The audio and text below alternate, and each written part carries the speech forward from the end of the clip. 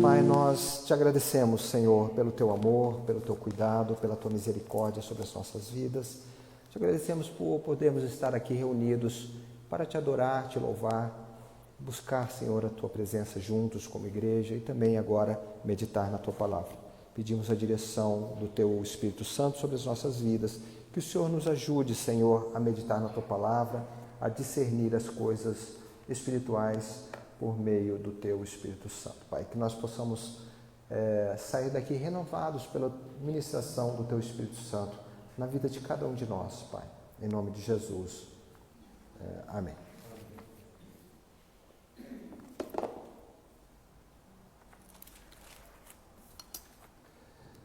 Queridos, às vezes, quando nós saímos nas ruas das grandes cidades hoje,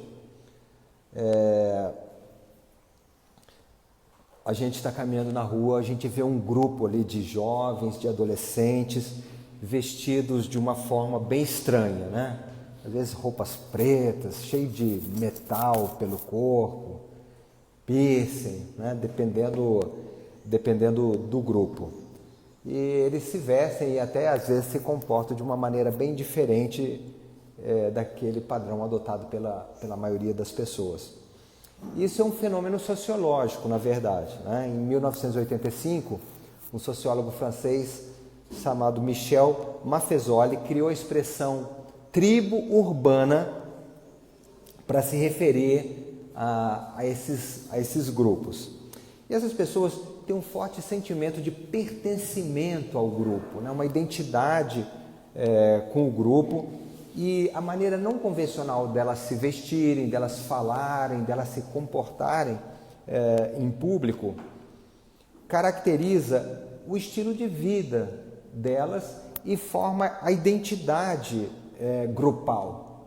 E a gente tem muitos exemplos, né? Por exemplo, aqui no Brasil você tem os funkeiros, você tem os punk, os góticos, né? O pessoal lá do hip hop, o skatista, né? Você vê o garoto lá com skate, com a calça aqui caída, né?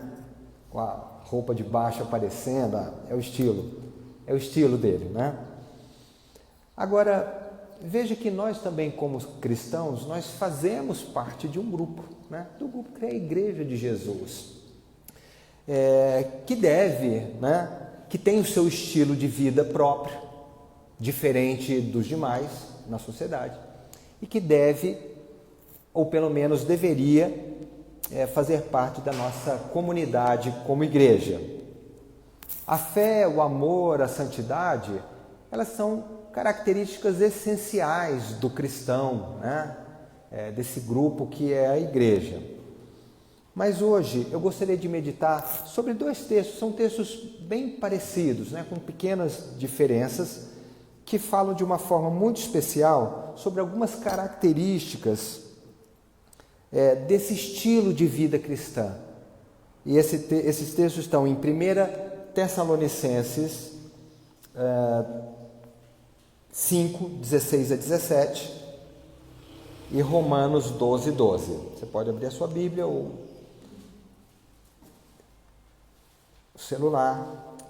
E 1 Tessalonicenses 5, 16 a 18 diz assim: regozijai-vos sempre, outra versão, alegrai-vos sempre, orai sem cessar, em tudo dai graças, porque esta é a vontade de Deus em Cristo Jesus para convosco. O segundo texto, como eu falei, está em Romanos 12, 12, que é parecido, diz: regozijai-vos ou alegrai-vos na esperança, sede pacientes na tribulação, na oração perseverantes. Amém? O Senhor abençoe a sua palavra. A primeira grande marca do cristão, do estilo de vida cristão, e que é caracterizada então pela alegria. Alegrai-vos sempre, na versão do texto em Tessalonicenses, ou alegrai-vos na esperança, conforme a exortação de Paulo em Romanos 12, 12. A esperança, todo mundo sabe o que é, né? Você fala esperança, sabe o que é, mas às vezes é difícil da gente conceituar. Esperança, basicamente, é uma disposição de espírito que nos leva a esperar que algo, alguma coisa aconteça ou suceda, né? Então você espera que alguma coisa vai acontecer. Então essa disposição de espírito para esperar algum acontecimento, algo suceder, é o que nós chamamos de esperança. Na expressão de Paulo em Romanos 12, ele fala: alegrai-vos ou regozijai-vos na esperança. Essa expressão na esperança, ela é muito interessante. O que Paulo está dizendo aqui é que nós devemos nos alegrar por causa da esperança, né? Então se alegre na esperança que você tem. Então a esperança que nós temos é a razão, é a fonte da nossa alegria. A vida cristã, ela começa com a fé. A partir do momento que a pessoa crê, né, ela se torna um cristão. Mas, na verdade, toda a vida cristã em si que nós vivemos, ela está baseada na fé. Não somente, nós cremos, né, a nossa fé não somente nos introduz na vida cristã, mas ela também sustenta toda a nossa caminhada cristã. E conforme o autor de Hebreus, da Epístola aos Hebreus, nos ensina em Hebreus 11:1, a fé é exatamente a certeza das coisas que se espera. Fé tem a ver com esperança. Somente quem espera alguma coisa pode ter fé. Quem não espera nada não tem fé. E a nossa fé não é algo abstrato. Tem gente que acha que a fé é um tipo assim, né, como se fosse um talismã, alguma coisa para te dar sorte. Ah, eu tenho fé. Então, se você tem fé, tudo vai bem, né? Não, a fé não é essa coisa abstrata. A fé é a certeza de que tudo aquilo que Deus disse e tudo aquilo que Deus prometeu é a verdade e vai se realizar. Isso é a fé. A fé, basicamente, é a fé na palavra de Deus, é a fé no que Deus disse, é a fé no que Deus prometeu. E isso é exatamente o que nós esperamos, né? Nós esperamos aquilo que Deus disse. Então, como cristão, eu tenho esperança da salvação, eu tenho esperança que Cristo vai voltar para levar a sua igreja, eu tenho esperança de que eu vou ressuscitar, de que eu vou estar para sempre com Deus, com o Senhor. Eu tenho esperança de que a morte, o mal, o sofrimento, toda a dor cessarão. Eu tenho esperança de que Deus, como meu Pai, sempre vai cuidar de mim nessa vida. Eu tenho esperança de que Deus tem um propósito em todas as coisas, de que Deus está no controle de todas as coisas e que o Senhor usa cada circunstância da minha vida, na minha vida, para cumprir esses propósitos em mim. Olha, são muitas esperanças, né? Essas e muitas outras esperanças que nós temos como cristão, porque a palavra de Deus nos afirma. Então eu tenho fé na palavra de Deus e porque eu creio que o que Deus diz é verdade, eu tenho todas essas esperanças. Paulo nos adverte diversas vezes nas suas epístolas para nós nos alegrarmos no Senhor, né? Ele diz: alegrai-vos no Senhor. Outra vez digo, alegrai-vos. Essa expressão de Paulo, alegrai-vos no Senhor, na verdade é sinônimo de alegrai-vos na esperança, porque a nossa esperança está no Senhor. Então, quando Paulo diz alegrai-vos na esperança, ele diz alegrai-vos no Senhor, ele está querendo dizer a mesma coisa. Porque eu me alegro por causa de Deus, eu me alegro porque eu tenho esperança que tudo aquilo que Deus disse é verdade, que cada uma dessas promessas que eu citei aqui, dessas verdades que eu citei aqui, que foram reveladas na palavra de Deus, elas vão se cumprir.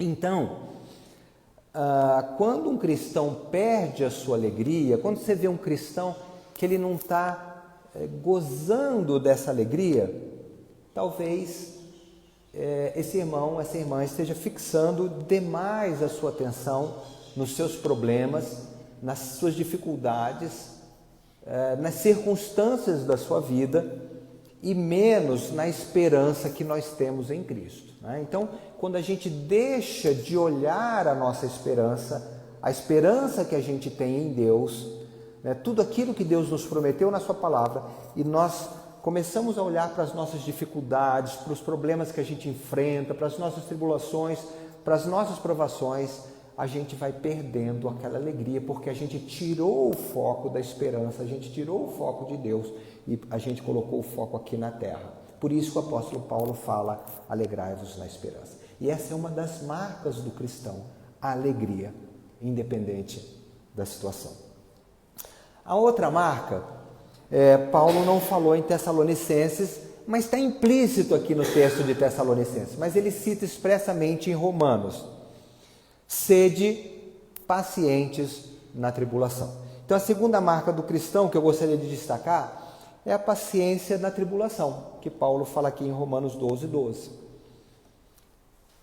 Paciência é outro daqueles termos que todo mundo sabe o que é, mas se eu pedir para você definir, talvez você não tenha na ponta da língua, né? A paciência tem vários sinônimos. Eu relacionei aqui vários sinônimos de paciência que eu peguei no dicionário: longanimidade, resignação, constância, perseverança, persistência e outros. Cada um desses sinônimos, eles ressalta um dos 3 sentidos básicos que a palavra paciência pode ter. E eu vou explicar aqui. Por exemplo, longanimidade. Então, paciência é sinônimo de longanimidade. O que significa longanimidade? Esperar com calma e tranquilidade, sem agitação de espírito, né? Então, você está esperando uma coisa com calma, com tranquilidade, sem estar agitado. Então, isso é sinônimo de paciência. E qual que é o antônimo disso aí? É impaciência, né? Quando a pessoa fica agitada, quando ela fica pensando, quando ela liga de novo, pergunta, aquela agitação de espírito que a gente conhece quando nós estamos impacientes. Então, o contrário disso é a longanimidade. É aquela tranquilidade, aquela paz de espírito, você está aguardando, né, com paciência. O segundo sinônimo que destaca um outro aspecto da paciência é resignação. E o que é resignação? Resignação é a capacidade de suportar as contrariedades, os dissabores, a infelicidade, aquilo que você não gostaria que acontecesse. Então, isso é resignação. Eu suporto. Não era o que eu queria, mas eu estou aqui suportando. Eu estou aqui aguentando, né? Com longanimidade também, com aquela calma, mas eu estou suportando. Eu não falo assim, eu não aguento mais.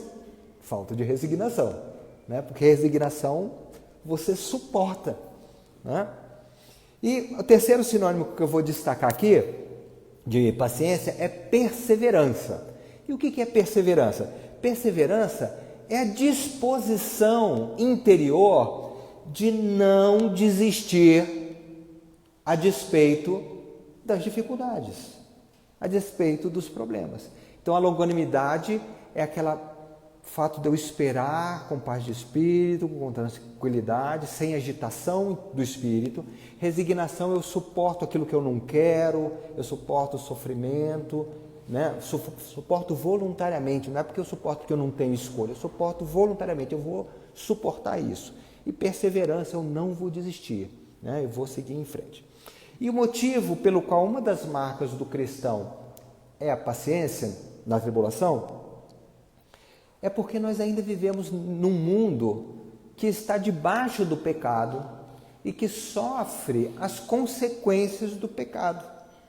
Então, apesar de toda aquela esperança que nós temos da bem-aventurança eterna, de chegar o dia que nós vamos estar para sempre com o Senhor, né? Na presença do Senhor, que nós vamos para o céu, O fato é que nessa vida, né, a gente tem essa esperança, mas nessa vida, na presente existência, nós vamos enfrentar injustiças, nós vamos enfrentar o mal, nós vamos enfrentar as traições, vamos enfrentar as perdas, vamos enfrentar a perseguição por causa da fé, muitas vezes, né?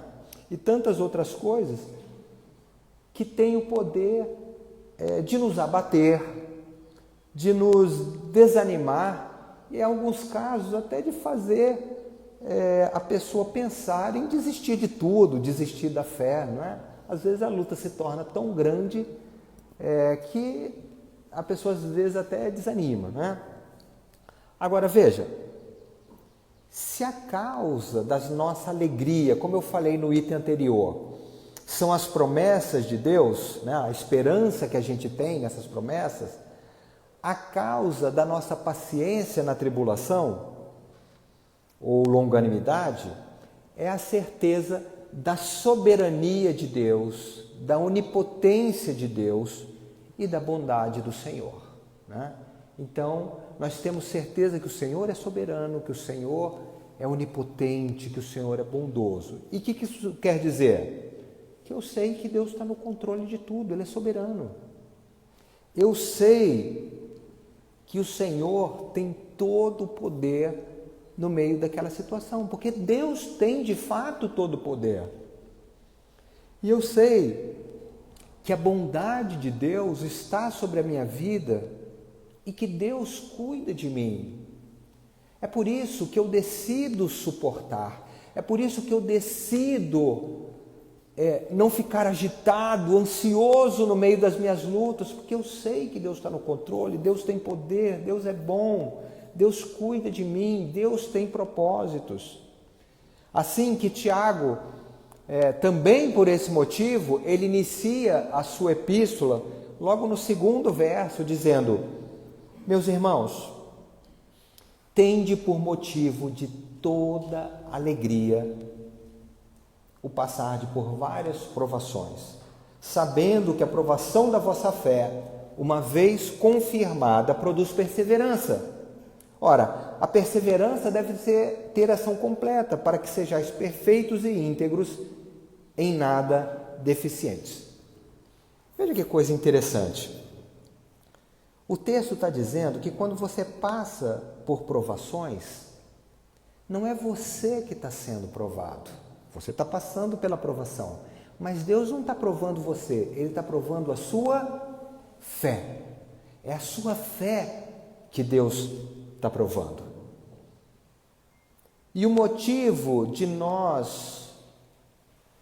Deus permitir isso é porque Ele quer que nós exercitemos a nossa fé. Agora, eu vou me alegrar quando eu passar por provações? Por que eu vou me alegrar? Eu sou então masoquista? Não, eu gosto de sofrer, eu gosto de passar por problema, eu gosto. Obviamente não, né? Nós nos alegramos nas provações por causa disso que Tiago está falando aqui, porque nós sabemos que Deus usa as provações para produzir em nós perseverança, que é exatamente o quê? Um sinônimo de paciência. Então Deus usa as provações para produzir paciência em nós cristãos. Ele quer que a gente aprenda a passar pelas coisas com calma, com tranquilidade, suportando, confiando. E isso só é possível no momento que nós exercitamos a nossa fé. E à medida que nós perseveramos, ou seja, que nós temos paciência e longanimidade, nós vamos sendo aperfeiçoados por Deus, conforme Tiago nos diz aqui. Veja, preste atenção nisso. A provação, ela tem o poder de te destruir e ela tem o poder de te aperfeiçoar. Tudo vai depender da forma como eu reajo às provações da minha vida.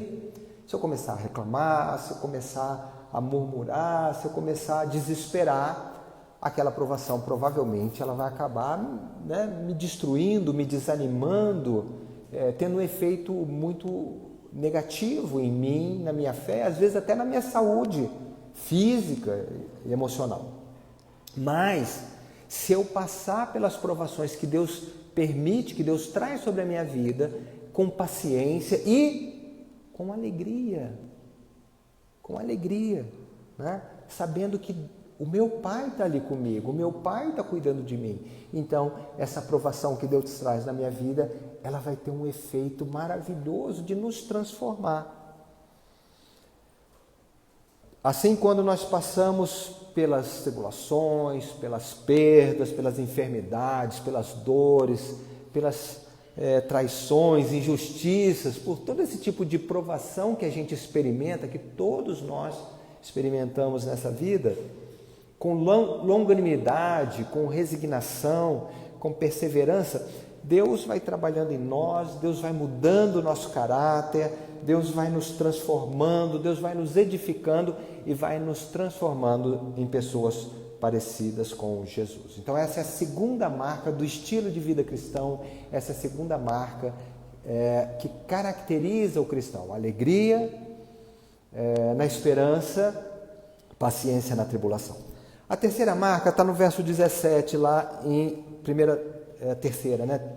Tessalonicenses 5. É uma vida de oração. E a Mônica até escolheu como tema no nosso louvor hoje a oração. O fato de nós nos alegrarmos no Senhor por causa da nossa esperança e de suportarmos as provações com paciência, não significa que esteja tudo bem, não é verdade? Não, eu me alegro na esperança e eu sou paciente, né? Eu tenho longanimidade no meio da tribulação, mas isso não significa que está tudo bem. Que nós não tenhamos problemas, ou que esteja sendo fácil passar por aquilo, não. Não é razoável e não é saudável nós negarmos o que está acontecendo. Então eu estou passando por uma grande luta e falo assim, está tudo bem. Não, não está tudo bem, eu estou sofrendo, né? Aquilo está produzindo, está sendo difícil para mim. Então, mas isso não é contraditório com o fato de que nós devemos nos alegrar e com o fato de que nós devemos ser pacientes. Nós somos humanos, nós não somos máquinas, né? Você tem suas perdas na vida, não, isso não é nada. Não, nós não somos assim, né? As coisas nos afetam. E nós precisamos lutar a cada dia com os efeitos do pecado em nós também. Então nós temos os nossos medos, nós temos as nossas ansiedades, nós temos os nossos temores, nossas inseguranças, e temos as nossas dúvidas, todos nós temos. Se alguém fala assim, não, eu nunca temo nada, nunca eu tenho nenhuma insegurança, você não está sendo sincero. Todos nós temos diante das lutas da nossa vida. Mas se nós não lutarmos com essas fraquezas de forma adequada, elas podem enfraquecer a nossa fé, né? Nossas dúvidas, nossos medos, nossas ansiedades. Tudo isso pode enfraquecer a nossa fé e nos fazer desanimar na nossa caminhada cristã. E a maneira correta de nós enfrentarmos esse mal que está em nós, né? Essas fraquezas, é justamente a oração, né? Então assim, eu me alegro na esperança de que eu vou para o céu, de que Jesus vai voltar, de que no céu não vai ter nada disso, eu vou estar com o Senhor, eu suporto as aflições, as tribulações com paciência, mas isso produz alguma coisa em mim, eu não nego isso, mas o que eu faço é resolver isso na presença de Deus, aos pés da cruz, né? Eu levo meus problemas, eu levo aquilo que me aflige ao Senhor. Então, no famoso texto de Paulo, no capítulo 4 de Filipenses, que a gente cita muitas vezes, né? Paulo nos diz, para nós não andarmos ansiosos por coisa alguma, mas levarmos as nossas orações, nossas petições, pela oração, pela súplica, diante de Deus, com ações de graça, né? Então, suplicar a Deus, por favor, Deus, está difícil, né? Então, assim, eu não nego que está difícil, eu não nego que eu me sinto fraco, eu não nego que eu me sinto incapaz de enfrentar aquele tsunami de problema que às vezes vem sobre nós, né? Eu não nego, eu sou fraco mesmo, mas eu busco amparo, eu busco ajuda em oração diante de Deus. A oração, ela é muito mais do que uma forma de nós fazermos pedidos para Deus, de nós levarmos para Deus nossas listas de pedidos, né? Nós nos relacionamos com Deus por meio da oração, nós conversamos com o nosso Pai Celeste, nós adoramos ao Senhor nas nossas orações, nós louvamos a Deus, expressamos o nosso amor, nossa confiança a Deus. Aliás, eu não consigo pensar numa forma melhor de adoração do que chegar diante de Deus e confessar que nós confiamos nele nos nossos problemas e que nós escolhemos depender dele, né? Isso é uma expressão de adoração. Mas nós também na oração nós entregamos a Deus tudo aquilo que pode tirar a nossa paz e pode roubar a nossa alegria, né? A gente deve fazer isso em oração. Paulo, em 1 Tessalonicenses 5,17, nos exorta a orar sem cessar. Aí no texto paralelo de Romanos 12,12, ele diz: orais, perseverai na oração, né? Na oração, sede perseverantes. Então o sentido aqui é o mesmo, é que a gente não pode desistir de orar. A gente tem que orar e continuar orando, porque Deus responde sim às nossas orações, e a gente tem sido testemunha disso. Eu sempre falo, nossas orações de quarta-feira de oração têm sido uma bênção, os irmãos podem dar testemunho como de fato tem dado. Deus tem respondido às nossas orações. Então Deus responde às nossas orações, mas a resposta de Deus, ela vem no tempo dele, ela vem no tempo de Deus, e não necessariamente quando nós gostaríamos que viessem essas respostas, né?